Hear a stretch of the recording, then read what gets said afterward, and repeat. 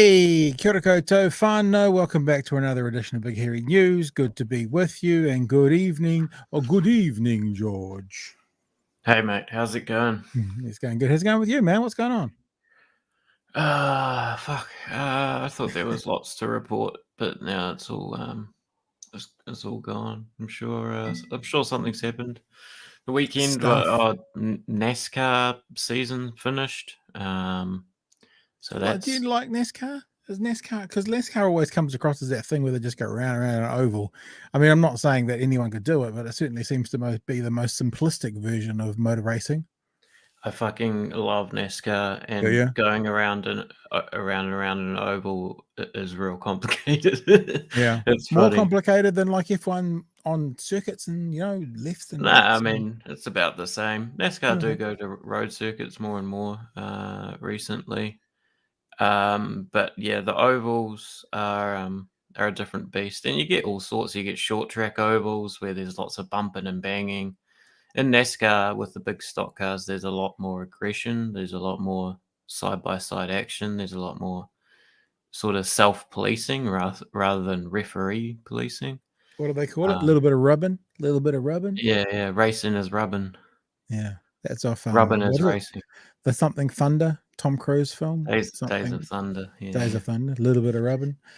Yeah, I mean, busy here. Always busy here. Always got things on the go and things to think about and talk about. Tonight we're going to reference back to a bit of a chat we had last night about tax thresholds, because read research and TV3. It's funny, they've obviously done a lot of research and they've been releasing them like a thing a night, which I guess kind of makes sense. I'm in the process at the moment of talking to a production company about making a TV show for next year, and I'm like, if we build one set, I can't say what it is, but it's something that only literally takes one day to film. And like, if we build a set and we film on Monday, and then we film on Wednesday, and then we film on Friday, we could actually do 3 seasons in the space of 1 week. So really good use of the but good bang for your bucks. I'm into that. So they do their read research, and then they use it for a whole week basically to release information about what's going on. So last night they talked about tax thresholds, and I said as a part of the conversation, there's a huge part of this thing they're leaving out, which is how it actually works. And so tonight we'll look at how it works, because with no disrespect to the people who responded to read research and who responded to TV3 on Newshub last night, they were all like, yeah, that sounds like a good idea, but they weren't given the information they needed to make the actual informed decision. So we're going to do that tonight and give the actual information. Also, there's some more data being released from that read research about how much we like or don't like our leaders. And once again, I don't know, George, how close an eye you keep on it, but it almost feels like this week there's been a turn at Newshub. I noticed through Twitter, I mean, Twitter for what it is, bastion of left-wing voices a lot of the time, throwing some shade at Jenna Lynch. Obviously, I learned this doing this show, but also done some research on it. Her partner is involved with ACT, and there are some people saying that that's too close a connection. I don't necessarily buy that. I think, you get judged on your own merits, not your partner's merits.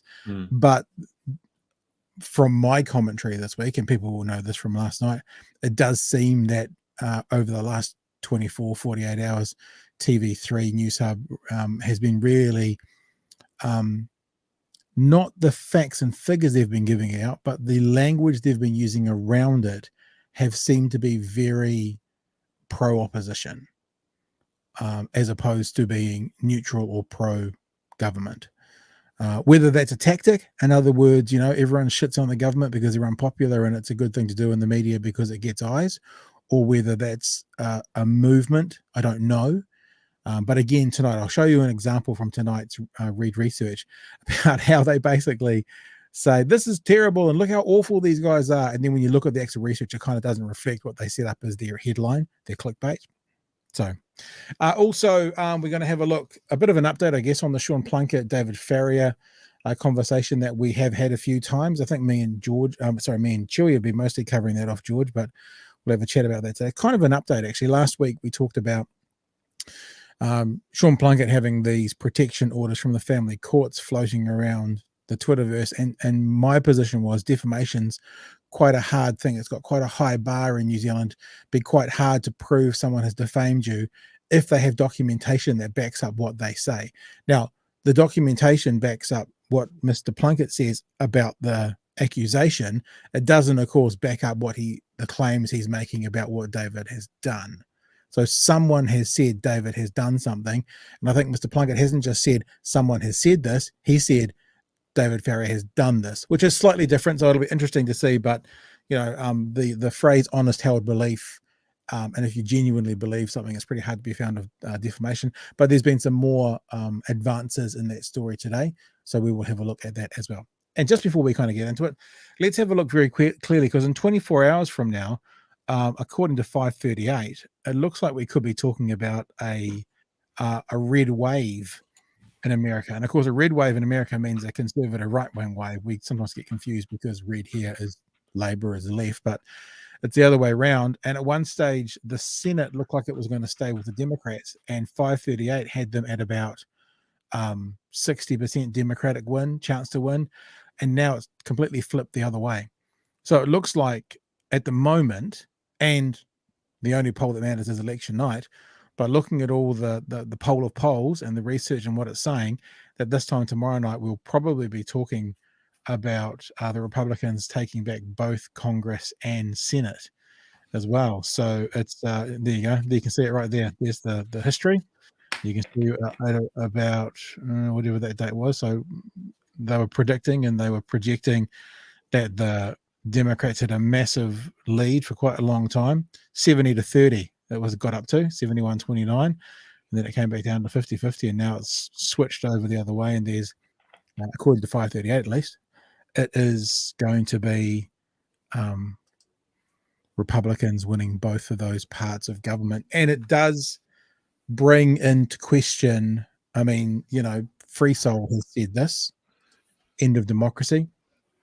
There is some interesting conversations to be had about what it means. I heard a number like 300 people who are on the ballot for the Republican side with the potential of getting in don't believe that Biden won the election fairly. And if all those people get in, what does that actually mean to democracy? It's a very, very, very interesting time.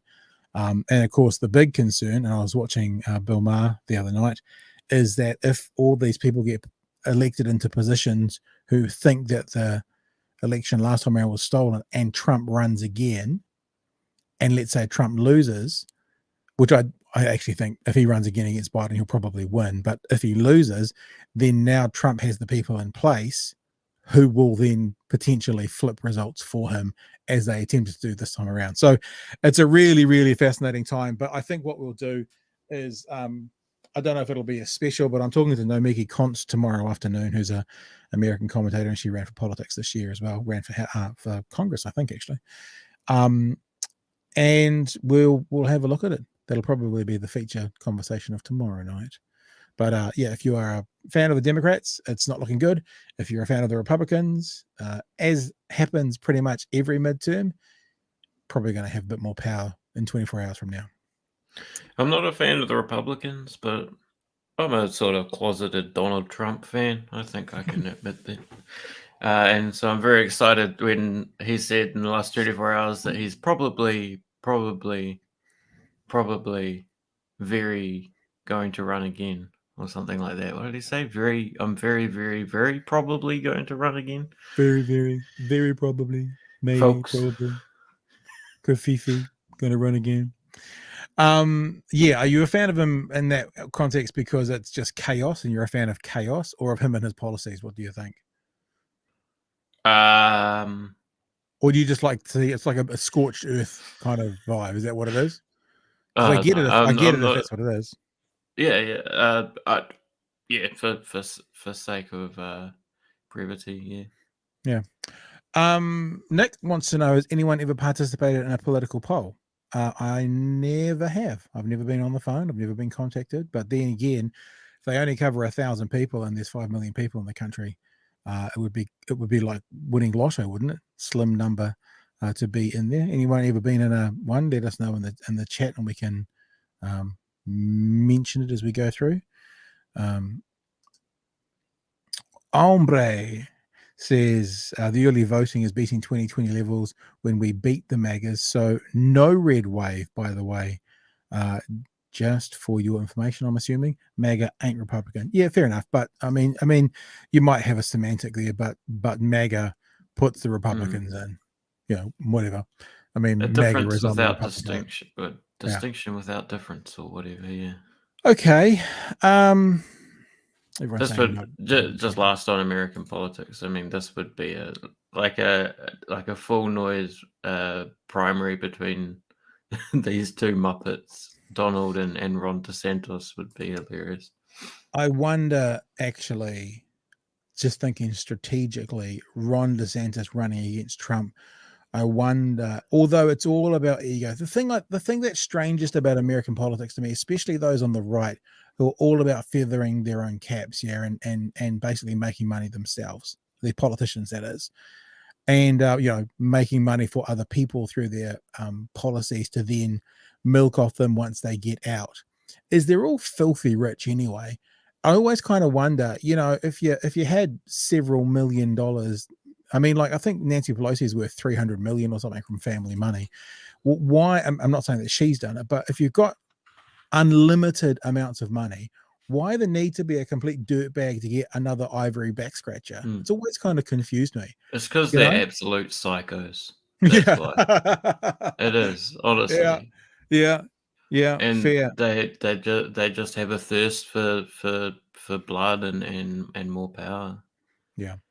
I agree with Kim actually as well. DeSantis is more dangerous because DeSantis is basically Donald Trump with a brain, whereas Donald Trump is Donald Trump without a brain. And I think that, putting someone in there with those policies, but maybe with the political nous, may potentially be more dangerous. But I was wondering if will it help the Democrats if DeSantis goes hard against Trump? Because, it's that classic, we can then use DeSantis's words, we being the Democrats. By the way, I wouldn't be a Democrat if I was in America, but the left can then use DeSantis's words against Trump when they face him in the election. I don't know. I mean, maybe the best thing the Republicans, the right in America, seem so much better on message and seem so much better at, kind of putting out the information that sticks. So maybe they need a good hard battle between DeSantis and also Trump. And then the left can use DeSantis's words against Trump when Trump is actually the nominee. Or could DeSantis beat him? Be interesting. I don't know. All right. Hey, let's have a look at something from last night. Now, I'm going to play you a little. I played this last night. I'm not going to play the whole thing, obviously, but I'm going to play you a little bit of the conversation that happened last night, just to recap. And for those people who weren't here, there was a conversation on TV3, the Reid Research poll. And the headline is, the vast majority of New Zealanders support a tax-free threshold. Now, remember, if you can't hear this, say it straight away, but we've tested it. Hopefully it will work. Here's just a few seconds to set up what the actual story was about. Is taxed at 39 cents. In Australia, their tax rates are higher, but they have a tax-free threshold. You don't pay a single cent of tax on your first $18,000. Now, the point we made last night, and we'll say it again now when we bring up, these are the New Zealand tax rates, is that they said Australia has a tax-free threshold, but then they gave no information about it. So last night what we did was we went to have a look at the Australian numbers just to give ourselves an understanding of what it meant, because what you can see is, yes, Australia has a tax-free threshold, but all the other bands above it pay more as a percentage, 19%, 32.5%, 37, 45, compared to New Zealand, where it's 17.5, 30, 33, 39. So their top tax bracket is actually 45 cents in the dollar as opposed to 39. And that's how they pay for their tax-free threshold. Now, what I said last night was we will have a look at that because, the Reid Research poll asked New Zealanders if they wanted a tax-free threshold. They said this. In our latest Newshub Reid Research poll, we asked, would you support a tax-free threshold in New Zealand? 84.5% said yes. No. So what they're asking them is, do you want to keep some more of your money? That's what that question is, because they give no explanation for how that would be implemented. They just say, would you like to keep a bit more money? Would you like to? That's the question. 9.1% said no, 6.4% didn't know. I'm down with that. It's a great idea. I think that's fair. So obviously everyone's on board for that. Well, 85% of people are on board with that. So what I've done is I've gone through and I've had a look at a hypothetical situation when it comes to a tax-free threshold.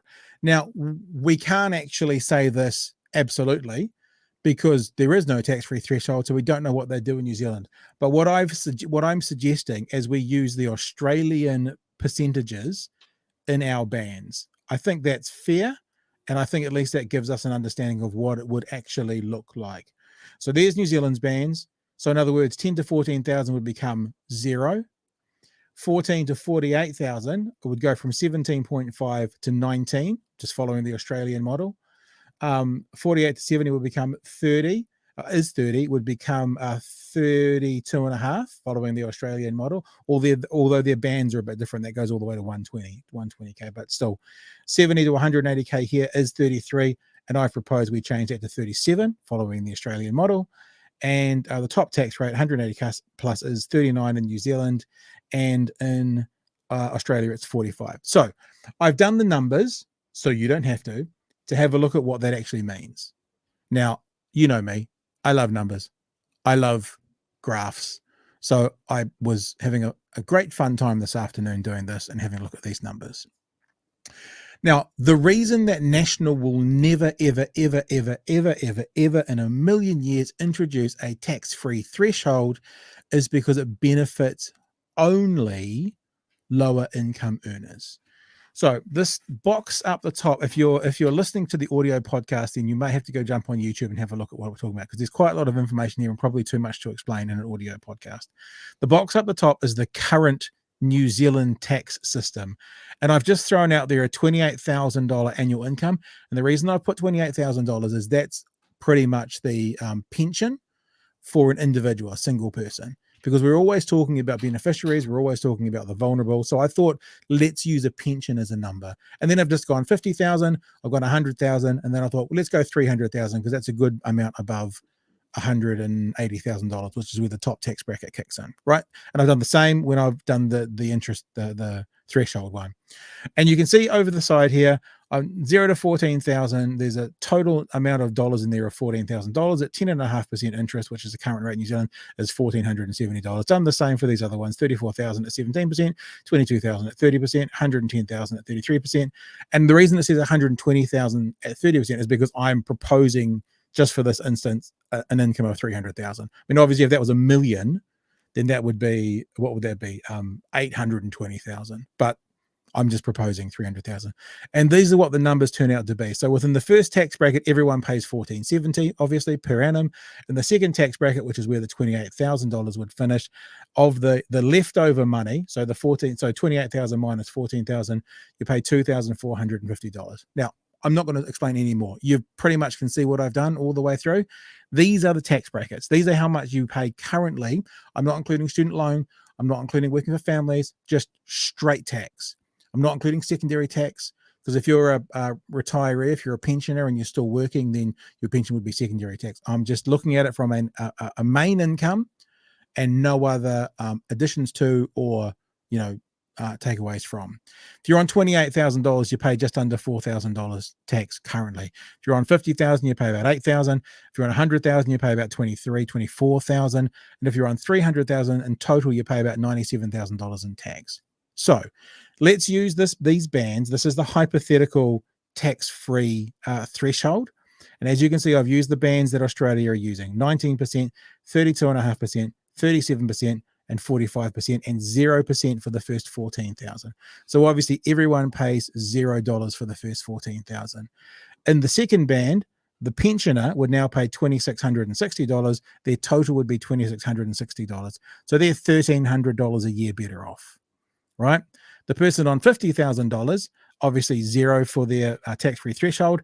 They then pay $6,400 instead of $59, and they pay $650 instead of $600. But overall, their tax take, because of that tax-free threshold, is less. It's $7,110 as opposed to $8,000 currently.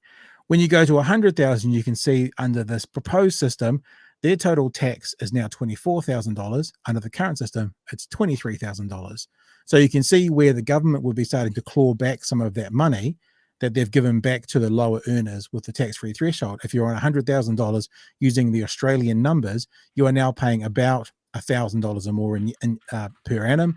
If you're on $300,000, it goes from $97,000 to $108,000. So you're paying $11,000 more per year. This is why National will never do this, because it benefits the low earners and it disadvantages, might be the wrong word, the top earners. Now, you might be wondering, under this hypothetical system, where would the crossover be? I.e., where would the point be where you were better off under the current system or better off under the tax-free threshold system? Under the proposed system that I've put in there, it's $80,000. Under the current tax system, at $80,000, you pay $17,320 in tax. Under the proposed tax-free threshold system, on $80,000, you pay $17,310 tax. And therefore, if you're $81,000, you're going to be paying more proportionally. So what it means is everybody under $80,000 are using this proposed system, but based on the Australian system, but using this proposed system of tax-free threshold, everyone under $80,000 is somewhere between a fair bit and marginally better off, and everyone above $80,000 will be paying a little bit more or a lot more depending on where they're at. So now those TV3 respondents can be asked the question, do you support a tax-free threshold, understanding that over $80,000, you will be paying more tax. Under $80,000, you'll be paying less tax. And I wonder, George, if they would have quite the same response, 85% saying yes, or I wonder if those people, those earning over $80,000, would end up being in the no category. What do you think? Yeah, it totally depend on how it's communicated as well. I mean, I've seen a lot of these Newshub polls like this. I can remember a few examples where they sort of shut down conversation rather than open it up. I mean, in this instance, we've sort of gone into the matter and looked at it. But I can remember like ones like I might have used this example before, but like Materia Toure, did she do wrong when she did benefit fraud? Which is a weird question, right? Did she do something wrong when she broke the law? Which she did something wrong. This weird sort of philosophical question, which you can answer literally as yes or maybe I don't know. But anyway, yeah, I think and as for the substance of it, like what you've laid out, I mean, that seems like a much more what they refer to as a progressive tax system. I mean, I'm no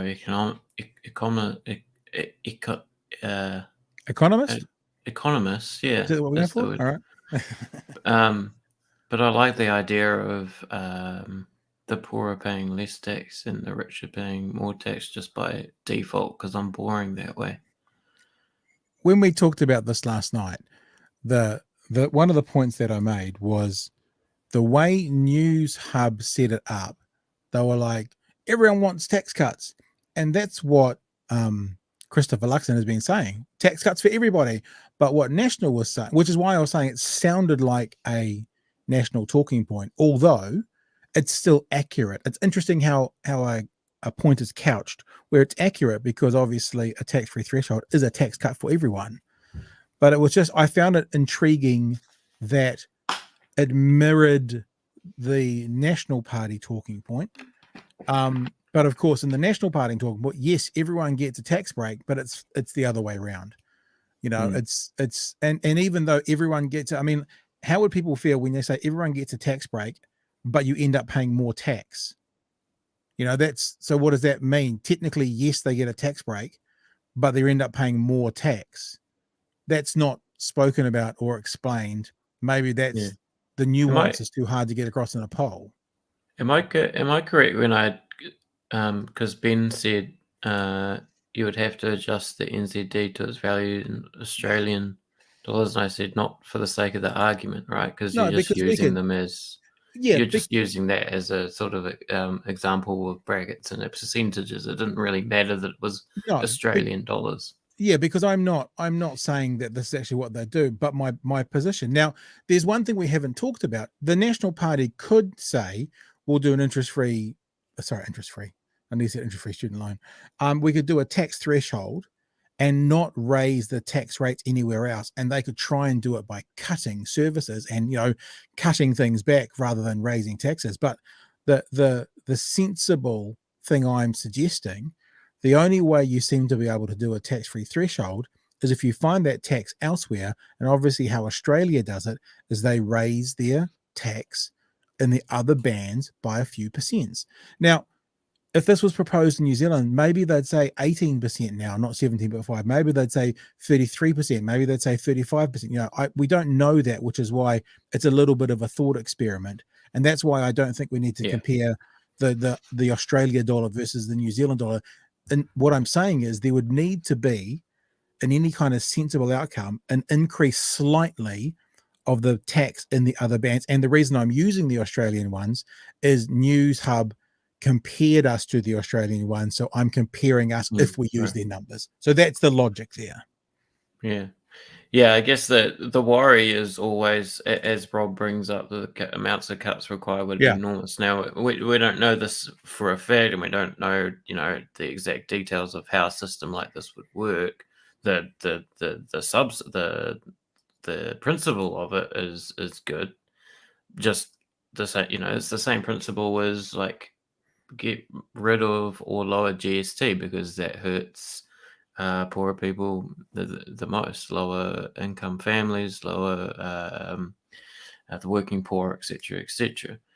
But then again, as we've seen, and historical example after historical example, these reforms in tax systems always coincide with some sort of leaning in the government and public sector, some sort of making things more efficient.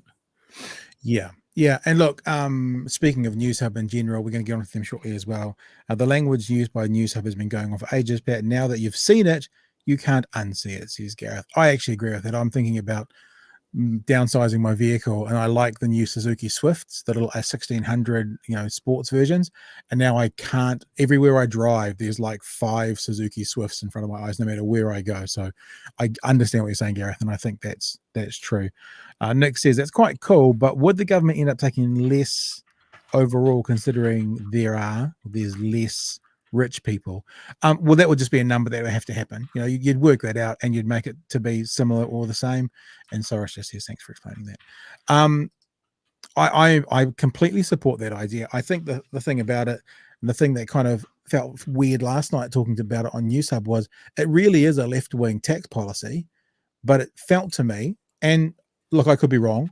I mean, I'm always happy to be told I'm wrong and that I've read it wrong, but it felt to me as if it was being sold on Newshub as confirming what National's been talking about. Everyone wants tax cuts.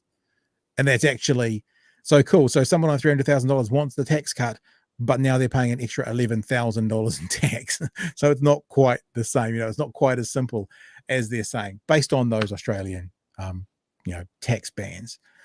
Yeah, so I wanted to make sure we talked about that last night. I wanted to make sure that we had explained that fully, and that people knew and understood what a tax-free threshold really meant, with at least an example. I'm not saying that's the answer, but I'm down. I mean, I think that would be a great way for Labor to help the lower income earners, and like Newshub keeps telling us, everyone would get a tax cut. Yes, some people would pay more tax, but they'd still get a tax cut. When you say it like that, you're paying more tax. How ridiculous does that talking point sound about everyone getting a tax cut? Anywho, that's about us for that one. Anything else you want to add into that topic, or should we move on to some more Newshub issues, actually? Yeah, all right. So I wanted to show you the headline from Newshub. Top right-hand corner here, for those of you guys who are watching. If you're listening, I'll read it out for you. Reads, deceitful dictator, arrogant smarmy, what Kiwis really think of Ardern Luxon revealed. Now, Now, I think it's fair to say, George, you're probably better at the written language than I am, that you would associate deceitful and dictator with Ardern because first and first, arrogant, smarmy with Luxon. Would that be a fair assertion, or is that not necessarily how the language will work? The reason I say that is because deceitful and dictator in one set of parentheses, and then arrogant and smarmy are in another set of parentheses, like they go together, and then it's Ardern first and Luxon. That's how I would read it. Is that how it should be read, do you think? That's fair. That's how I'd write the headline if I was trying to fit it in. If you're trying to get clickbait through. Yeah. So remember this really carefully. Newshub, right? The story they're telling us about in this headline is how fucking awful we think the leaders of our political parties are. They're deceitful, they're dictators, they're arrogant, and they're smarmy. They're utterly repugnant people. And this is what Kiwis really think. All of us think this, right? So you'd read that headline, you'd go, oh, sheesh, that sounds harsh. It's like the majority of New Zealanders think this because Kiwis think this. Oh, sheesh, we better have a look at the story just to make sure that we're all on the same page, because it's not sounding so good for our political leaders. Kiwis have dramatically changed their opinion about the Prime Minister's performance, and the sentiment towards her is increasingly negative. Newshub asked voters how to describe both Jacinda Ardern Increasingly negative. Terrible human being. and Christopher Luxon in our latest Newshub Read research poll. One was labelled arrogant, the other a liar. Here's political editor Jim. Okay, you got that? One was arrogant, the other a liar. So New Zealand has spoken in one mass. These people are atrocious. Both Christopher Luxon and Jacinda Ardern. Lynch with who's who. Amazing. Amazing. Amazing. Amazing. No prizes for guessing who these Labour MPs are talking about. Brilliant. Committed and hardworking. It's the same person these National MPs are talking about, Jacinda Ardern. One word to describe Jacinda Ardern. Disappointing. Okay, I can't go past this one. Uffindell, the man who has been shown to be a violent human being, how does he describe the Prime? I think you should, maybe there's a lesson to be learned when you keep your mouth shut, because if someone asked to describe you in one word, what word will they use? It's just a bit of advice perhaps. Disappointing. Distracted. Divisive. Can I have two? Go for it. See ya. Back in May 2020, peak pandemic popularity, we asked in our poll for one word to describe Jacinda Ardern. This was the word cloud. The bigger the word, the more times it was mentioned. Amazing, good, compassionate. In her hometown of Morrinsville, people are still feeling pretty kindly toward her. Hometown girl, really. It's a lady trying to do a difficult job. But the stardust has lost its sparkle. We asked the same question in our latest poll. Top responses. Hang on. Let's just go back and have a look. Remember the headline? Deceitful, dictator, arrogant, smarmy. One would assume those would be the top responses, wouldn't one? I think one would, seeing there the headline. Top responses? Still good, caring, kind, but useless is right up there. Top responses: good, caring, kind. Top responses: good, caring, kind. I haven't thought about it, but where is actually those words that they're talking about? I What can did they see say? dictator. Where is I can it? see it. Not See how saying long it takes you to find it. Where the fuck is it? Is it that little that I can't see it? Like honestly, I'm not playing games here. Direct my cursor. There. No, you're getting cold. Back. Don't play that game with me. Right. Go cold. right. Go right. Yeah. Now down. There. Yeah. Is that fucking it? That's the word dictator. I didn't know that guessing. before. Looks like it. That's worse. Great, empathetic, and capable. Look at these other ones. What was the other word? I didn't think These about other those ones before. What was the other word? Deceitful and dictator. Right. Let's see if we can find deceitful. So do you reckon that's dictator? It is it. Can I increase the It is dictator. It's on 17. For sure. So where's deceitful? Right next to underneath it. So those are the oh my god. So these words here that are barely hard to read are the headline for the story, and the bigger words: caring, good, kind, capable, empathetic, great, and useless, strong. Someone says, oh, I mean, group is saying unsure. No comment, not. nothing. That, which is interesting there as well. Fuck, I wish we had the results of this poll so we could look at this, because it is kind of interesting. I'm not playing. I mean, News Hub's, Yeah. you know, sort of twisting aside. Honestly, no comment, I'm not playing unsure. games. I hadn't found Dictator. I hadn't thought to look for it. Genuinely, I'm shocked. All right, let's because look, this is actually not about Jacinda Ardern. This is about News Hub. Because remember what was said about Mr. Luxon as well. Arrogant and smarmy. So let's go and have a look at how big those words are on his. But alongside them, incompetent, fake, unreliable, liar, evil. So News Hub has had to zoom in to find these words that they want to paint their narrative with. They've had to zoom into dictator, deceitful, liar, evil, unreliable. Did you notice that? They're over here, little in the corner, and because News Hub wants to make a point, they zoom in. Fake, unreliable, liar, evil. A few even went as far as deceitful A and few. dictator. Two. The PM and her deputy choosing their F words carefully. Focused. Formidable. On Luxon, Inexperienced. New.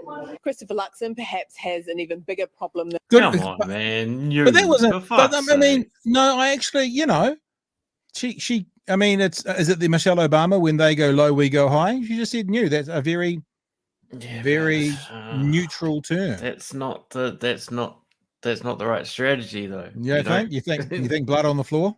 Yeah. Right, well, within reason, just something. I mean, it's on the spot. Fuck, I wouldn't be able to. Can you? I'm still actually trying to get over how small that word deceitful and fucking dictator were. You basically couldn't see it, and that was their headline. Holy when crap! the Prime Minister, people aren't necessarily turning off him. They just still don't even know who he is. We've got to find his smarmy. Words, don't know, unsure, unknown. Businessman's up there. Okay, what were the words again? Smarmy and what was the other one? Let's try and find them. Smarmy and arrogant. Okay, let's go looking. And see if they're as small. Smarmy, arrogant. Oh, they're smarmy. Oh, smarmy is pretty big compared to dictator and deceitful. Smarmy and arrogant was the other one. Yeah, there it is there. Okay. Well, proportionally, they're quite a bit bigger. But isn't it interesting that they didn't say no idea or idiot, because they're about the same size as deceitful, you know, or bald. They didn't use bald. I love the one trying. Like, do they mean like he's trying hard, trying his best, or he's like testing their patience? Man. And Labour's line is so much worse than even setting it inexperienced. up. Voters also said he was learning, trying, boring, and arrogant. A few called him bald, rich, smarmy, and white. Or as the Justice Minister puts it, white. Shiny. The shine's come off both leaders in the Yes, public's that's eyes. a good Both tanked in the News Hub White. research performance ratings. Just 47.3% Need a thought Ardern backbencher was to say performing well, and a bit of a dickie. 38% say she's performed poorly. Luxon's fallen just as far. 39.4% think he's performed well. 28.2% think he's performed poorly. This graph shows how their performance rating has tracked. Ardern has been steadily declining since May 2020. Luxon has sharply declined since our last poll, but he's just overtaking the Prime Minister's rating. He's great. Focused. Driven. At least his MPs have his back. Jenna Lynch, News Hub. So, I mean, you might say that I'm not particularly good at my job. This is my job, if this is my job. But I just took some screen grabs. So here is Jacinda's one again, the Prime Minister's one. And hang on. Let me zoom in to try and find those deceitful. Enhance down here. And I think I also got the one where was it during lockdown. This was not lockdown, but during the start of COVID. You know, obviously, I think the Prime Minister had like a 60% approval rating, because I remember in one of the polls where she went to like, maybe she had 70, because when she went to like 50%, it was like a drop of 20 or something. So, you know, that all makes sense for that time. It's very similar to John Key when the Christchurch earthquakes happened. When the Christchurch earthquake happens, the nation got behind John Key. And there's Mr. Luxton's ones. But I guess it's this idea of coming back to the actual headline, deceitful dictator.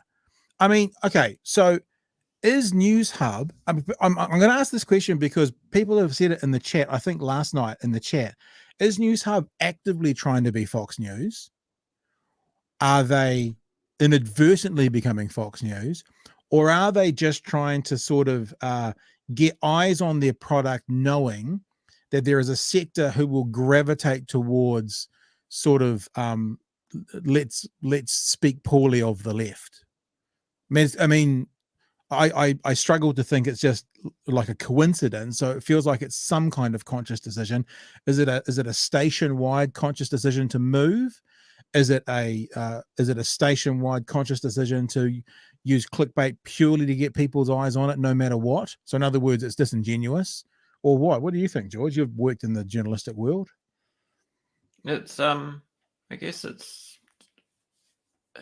not like a men in the back smoky room figuring it all out, right? It's sort of, ideology is this thing that sometimes just seemingly happens without anyone particularly realizing that it's happened. But I think here is just sort of the trend of campaign, even though we're not even that fucking there yet, and I'm already exhausted of it all. Is just the moving to ramp up, yes, that sort of clickbaity stuff, but just antagonism in general, right? This story in particular, I guess, sort of jives with this narrative that, we're politically divided and, all this sort of thing, and this, or we're uncovering some sort of truth. That's what journalists do. They uncover some sort of truth. And this story sort of just jives with that. I don't see it as Newshub as Fox News, as you mentioned, because Fox News really is a sort of arm of a wing of the Republican Party. Yeah, really like an auxiliary unit of a party. Yeah. But mainstream MSM. What can I say, eh? Yeah, interesting, eh? I'm not sure. There's a few comments that have been coming in. Chris says, my mum reckons Jacinda pays the media to paint a good picture. Check must have bounced last week. Rob chimes in and says, it would have been great if one of Luxon's words was egg. Fuck yeah. Paul agrees that white is hilarious. It's such a strange one. Why would someone, I mean, I guess you know why. It's such a horrible thing to think why people would identify Caucasian, the color of his skin, as an important attribute to note, unless it was important to them, which is a bit icky to think of that way.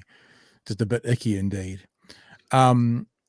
Mark says, who also now owns CNN, because Mark had an earlier comment, sorry, which has begun to shift. Oh, that's the Time Warner conversation. Sorry, Mark, I should have put both of them up there. Someone else put it about Time Warner owning Newshub pandering to. Here we go.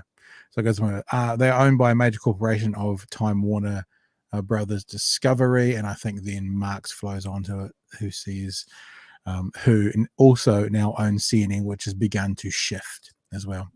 So I mean, yeah, I won't do the whole American media thing, otherwise we'll run out of time. But maybe something to bounce back on tomorrow, or when we're doing American politics, that whole conversation. Yeah. And I think tomorrow night maybe we'll know a bit more, because we'll see what they've got to say. This is going to be a big day for American media tomorrow, New Zealand time, Tuesday American time. So I guess today American time. I'm sorry. I caught myself a little bit askew there when I realized how small those words actually were. But there you go. Alrighty, Mighty. Let's go on to the continuing story of what was that? It was like a sitcom in the 80s. It was before my time, but I can probably remember. Was it called Soap? The continuing story of something. When you said it like that, it reminded me of the never-ending story. All right. Let's have a look at the continuing saga of David Farrier and Sean Plunket. David Farrier was in with Toby O'Brien on Today FM today, and they were talking about his show, Mr. Organ. They also got to a part of the conversation where they started talking about the legal action accusations being targeted at Mr. Farrier as well. In his 9-inch nails cap, talking to Tova. Let's have a bit of a listen. There is something very special about my friend David Farrier. He has a tenacity and a drive to dig and delve, to question, to be curious, a love of the weird. He has an innate sense of right and wrong. He sticks up for the little guy and fights for justice in places that a lot of us might have missed seeing it in the first place, which is why watching his latest film, Mr. Organ, is tough, because David is one of those having injustices done to him and continues to actually with the fallout of the film. In the doco, David sucked into what feels like an alternate reality with this guy, Mr. Organ. It's an incredible watch, and it has stayed with me in the months since I saw it. Take a listen. There's a gap in my blinds, and I keep thinking, when I open my eyes, I'll see him staring back at me through the gap. A full-scale war was breaking out on the streets of an Auckland suburb. A wheel clamper who was then demanding they pay to get their vehicles back. You are a crook. I'm literally trying to give you $400 cash. Uncontrolled, exorbitant, intimidating behaviour. People won't talk because they're frightened. He's a very dangerous man.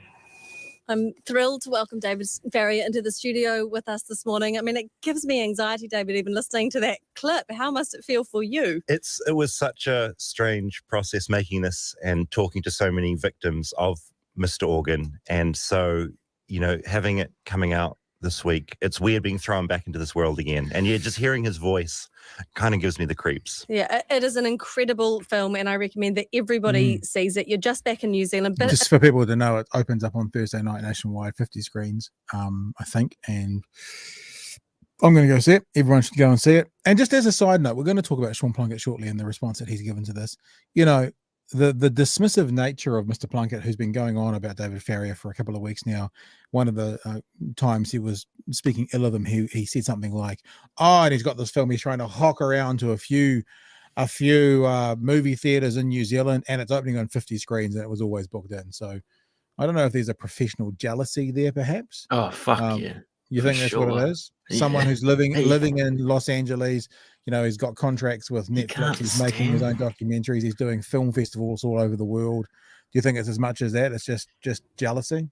He seems the only thing I know, I know about the movie, like Tickled was great. I sort of remember Farrier's blogs about this dude in Auckland, the wheel clamping. I didn't know that there was all this other stuff going on.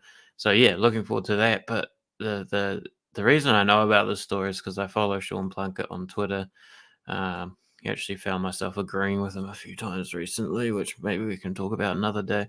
But it's just this constant thing that he'll like imply it in tweets that like seemingly just like about random shit.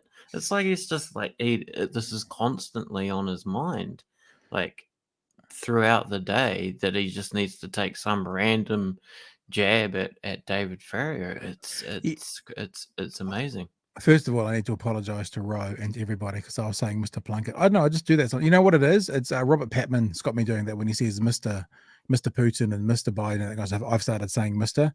What Ro is saying, I should be saying Karen Plunket. So I apologise, Ro. No, there's been no letter to me. So Karen Plunket, fair enough. That was the name we had for him. The thing is, I really, the more and more I see response from Karen, the more I realise it isn't probably so much to do with Mr. Farrier. It's actually I never want to use the word narcissist because that's like a medical term, that's a diagnosis, but Plunket is throwing shit everywhere at everyone and seeing what will stick.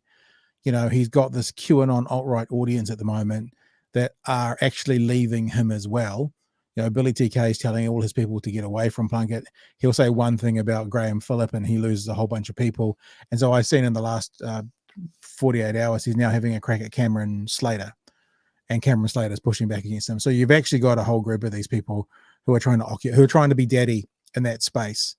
And I think he's just trying to be the biggest asshole to try and take up the most space, to try and get whatever percentage of that audience the most he can to then monetize it. So I wonder if it's also got not much to do with David Farrier and more to do with Plunket is now exactly what he claims everyone else to be, but a virtue signaler for his own narrative, and is trying to play culture wars bigger than anybody else in the country. I just wonder if that's a big part of it. He's trying to be Captain Culture Wars, you know? Mm. Yeah, Right. which is amazing because you're targeting a documentary maker who like makes documentaries on these really niche subjects that it's probably are a reflection of like, I don't know, like Tickled as a reflection of power and masculinity and all these sorts of things. But it's like, it just to me is totally transparent. It's not a political gripe or even a gripe against wokeism. It's just a gripe against a successful filmmaker. Yeah. All right. Let's keep playing this conversation because they do talk a little bit about Karen in this, and it'll give you some more information if you haven't heard it yet. A bit bittersweet this time as well, though, because some of the fallout from the film continues. Yeah, I mean, Michael Organ was always going to create problems, and it's stuff like I got here 5 days ago. We're opening in 50 cinemas. Michael Organ spent a lot of his time calling cinemas, trying to get them to stop the film. Wow. And then there's sort of this alternate reality going on where there's some legal proceedings going on that I can't really talk to. But since I've been back in New Zealand, things have just been very disorientating, which is what the film is all about, being disorientated. And tell people a bit about Mr. Organ, about Michael Organ, who he is. Yeah, well, I met him about 5 years ago when he was clamping cars in Ponsonby. He was doing this bizarre thing where he was charging about $700 to take a clamp off a car. The police got involved, Parliament got involved, there was a law change. And I was just deeply curious because I sort of found out that Michael also at one point thought he was a prince. He'd stolen a boat. And just the more I learned about him, the stranger it got. And I started meeting people who he'd deeply affected in various awful ways. And the film, in a way, was a chance to give them a voice and a way to talk about this thing, because we're talking about someone who operates within the law, not doing anything illegal, but what he does to people is so powerful. And that's what I wanted to kind of explore. Yeah, he's a head effer. He is. That's a good expression. That was our alternate title for the film. And because as you've kind of explained there, it starts quite funny and then it gets kind of dark, and there's this point where you're actually questioning whether you continue. It's a heartbreaking scene. You're on the phone, but what made you keep going? It was the people I'd talked to already. I was 2.5 years in. The ego in me was I've spent 2.5 years of my life doing this. I need to finish it. But much more importantly, by that point, I'd talked to a lot of people who had shared stories that were very apprehensive about that. They'd been brave enough to share them. I'd told them I would be able to get their stories out in a way that was important and safe for them. And so I couldn't walk away at that point. But that was this really strange feeling of feeling trapped with the film, because I couldn't leave. I couldn't abandon those stories. And as I mentioned, it does kind of continue. There's this weird Sean Plunket's jumped on board, making, frankly, about you. Are you going to take legal action against him? Oh, absolutely. There is a... I'm interested why that was beat down. Yeah. What was that Because about? I think, I don't know if I'm That's allowed a to say legal this. thing. I think she was saying defamatory things about him. And I wonder if that was bleeped out, as you say, because if they accuse someone else of being defamatory, then that's a defamatory statement? Well, at this point, you don't want to say if you're in a position, I guess, like that, you wouldn't want to say much about Sean Plunket, otherwise you end up getting some fucking letter, and then he'll tweet about you constantly. It was weird. You're right. It's sort of out of place, but I guess it wasn't like she was like, that kind of bleep you normally expect for a swear word on a mainstream, like, Sean Plunket's been a bit of a cunt, sort of thing. But it wasn't that. Yeah, it was a long beep. She would have said a fucking cunty fucking in that. Maybe listen to it again before we continue on. There's this weird Sean Plunkett's jumped on board, making, frankly, about you. Are you going to take legal action against him? Oh, I reckon it is, because I think you can still hear it. Defamatory claims it. Yeah. But I'm I don't know why that would be beeped out. But then again, maybe we're adding to it. I mean, I think that maybe because she said it with such certainty, and like what we've said in this show is there's claims, like David Farrier has claimed that Sean Plunket has defamed him, and what's his name from Media Watch in the weekend, I forget his name, sorry, has asked the question, if you don't have the evidence, this could be defamatory, but none of the things we've said have been, you are absolutely doing this thing, because we don't know if it is or if it isn't. We don't know. Well, and sorry, Pat, the whole process itself is just totally like getting, kneecapped, legally speaking, even if it doesn't end up in something, like Michael Law is going after people who called him racist. That was the defamatory remark, was calling Michael Laws a racist, right? And you've suddenly, got a team of lawyers hounding you, basically ending up having to, settle out of court or whatever it may be. It's a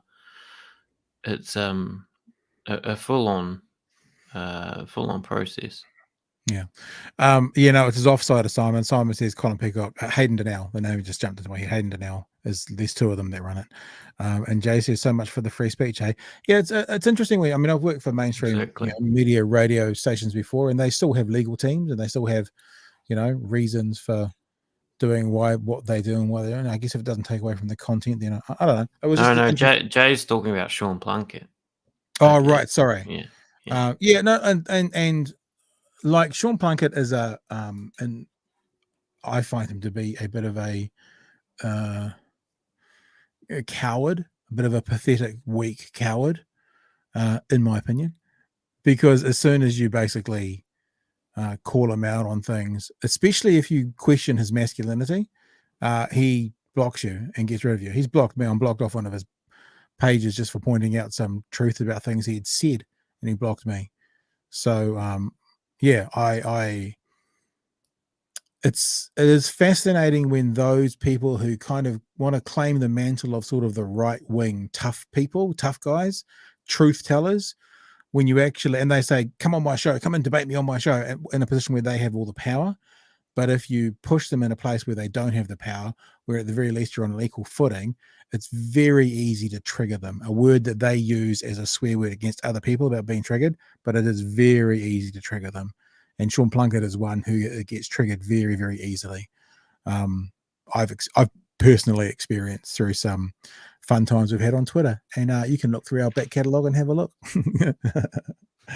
All right, let's get to the end of what she's talking about to do with Mr. Plunket, aka Karen Plunket. There is a temporary protection order that's been issued against me since I got back to New Zealand. I'd love to talk more to what that is, but it's a family court and you can't touch it. But Sean Plunket has been on Twitter disseminating documents everywhere. So a lot of my day is dealing with people on Twitter commenting, oh, are you violent? And for the record, I've never been violent towards anyone, family members or non-family members. So it's been a pretty weird situation to be back in New Zealand and having a lot of strangeness coming up out of the woodwork. And I don't know, I can't talk to what it's to do with, but it's been odd, and it's exactly the kind of atmosphere that Mr. Organ kind of creates in the film. Are you okay? Because it's a lot. Yeah, I don't feel great since I've been back, because you're straight back in it all. But we had a premiere last night. I'm hesitant to call them victims because they're ridiculously brave and something awful happened to them. But they all came last night, and there was this amazing. John Campbell came in and did a Q&A, and all the people in the film were standing up and speaking about what that was like. And all these people over decades who have interacted with Organ could suddenly all see each other in the room and realize they weren't alone in it. And that was incredibly powerful, and that kind of makes the whole thing worth it. And that's exactly it. And that's a good place to end as well, on a high, because this film is amazing. As I say, I encourage everyone to go and see it. These people are incredible. David, you are incredible. Thanks, Tova. Thank you for your tenacity and your hard work always. Mr. Organ opens in cinemas from November. So, I don't think we missed it, but David Farrier says he's absolutely going to take legal action against Sean Plunket. Amid the Twitter controversy, Sean Plunket has responded to that by saying, well, he absolutely hasn't, because this is the thing about Sean Plunket, just becoming almost a caricature of a troll. No matter what happens, Sean Plunket going on. It's important that real journalists, so he's calling himself a real journalist, he's questioning David Farrier, his journalism. He called him a so-called journalist before. So he's identifying himself as a real journalist, stand up to bullying by legal threats, And then he tweets, number of days I absolutely haven't been sued by David Farrier 1. So, you know, it's it just feels like a game. I actually agree with what Jay says. Actually, I find him desperate more than anything, just painful desperation. I think that's actually a really, really interesting way to. It's almost like grasping at straws for some kind of relevance. And look, I know he won't see this, but you know, if anyone was telling about this, he'll probably point to us and point to our numbers and point to, you know, the size that we are and say we're grasping. It's like I wouldn't, and George wouldn't, and Chewy wouldn't. We wouldn't sell our souls to anyone for anything to then just make noise. It would be so easy though, Pat. We could make so much money being right-wing grifters. You just call everything woke, and yeah. I feel like there's a hole in the market. Maybe we could do it as an undercover thing and make a whole bunch of a documentary on it. Was it what's his name who played the Joker? Joaquin Phoenix. He did that. He did that documentary with one of the Ben Affleck's brother, where Casey. they made a documentary and didn't tell anyone they were doing it and just played a role the whole time. But basically, when Stephen Colbert had relevance and he played in the Colbert Report, not anymore. Yeah.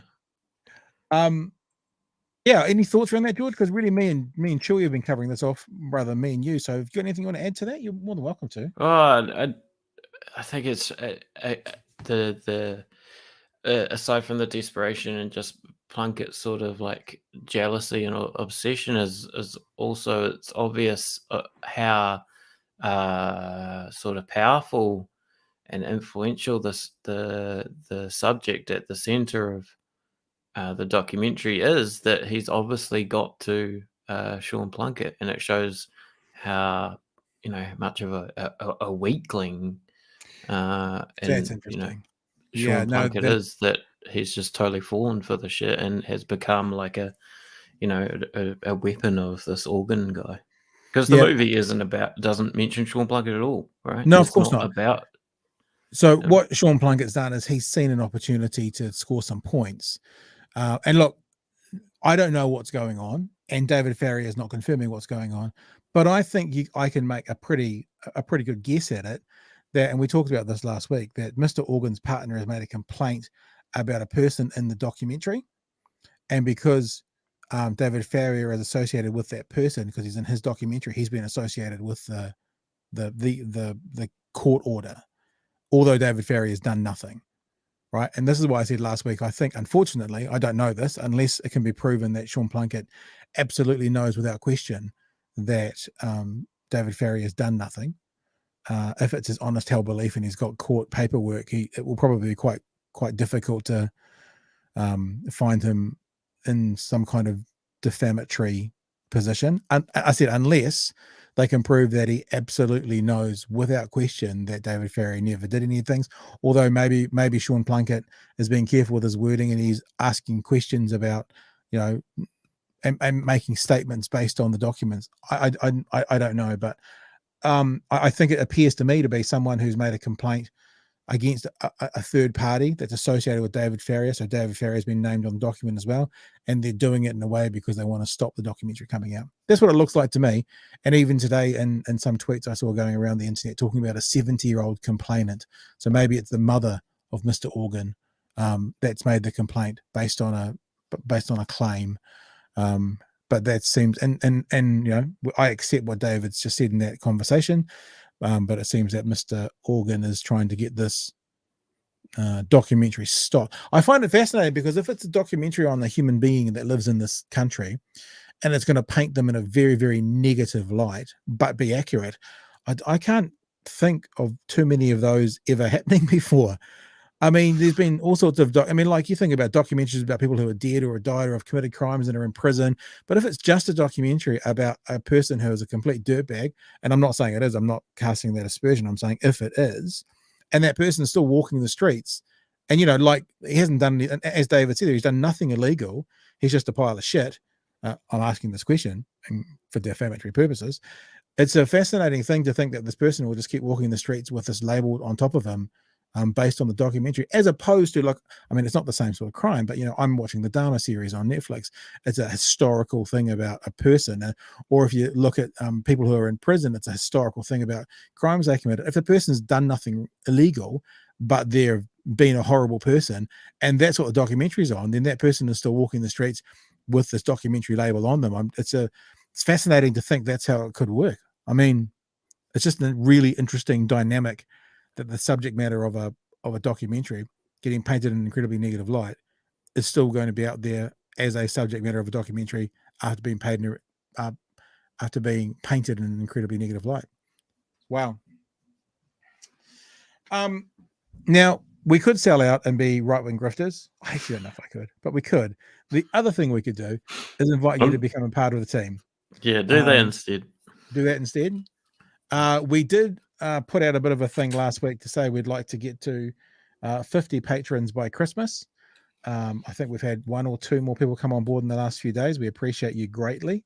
And if you'd like to support what we're doing, this obviously gets nowhere near paying for our time, but we really appreciate covering some of our costs. That's really all this does at the moment.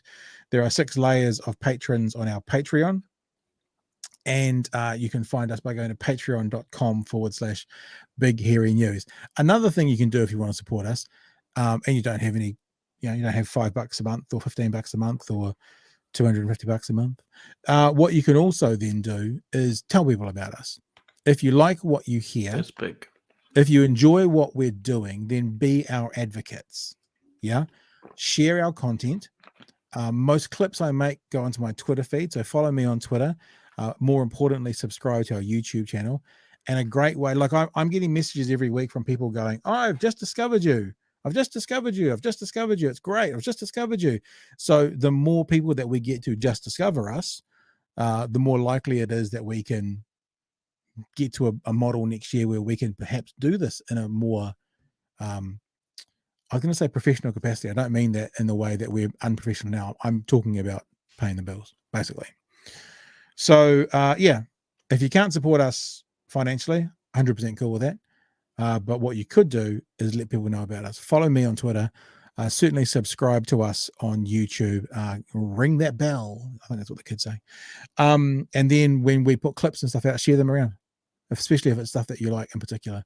And together as a team, we can take over the world. I think that's the official phrase that we're supposed to use, George.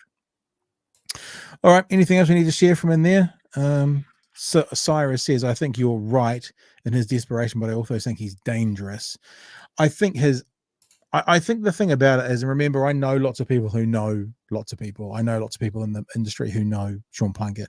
And I said this a few weeks ago when I was in Auckland talking to several radio people. Without question, all of them said he doesn't believe a word he's saying. It is a grift. It is the definition of a grift. That what he's putting out there is not where he is politically, is not his opinion.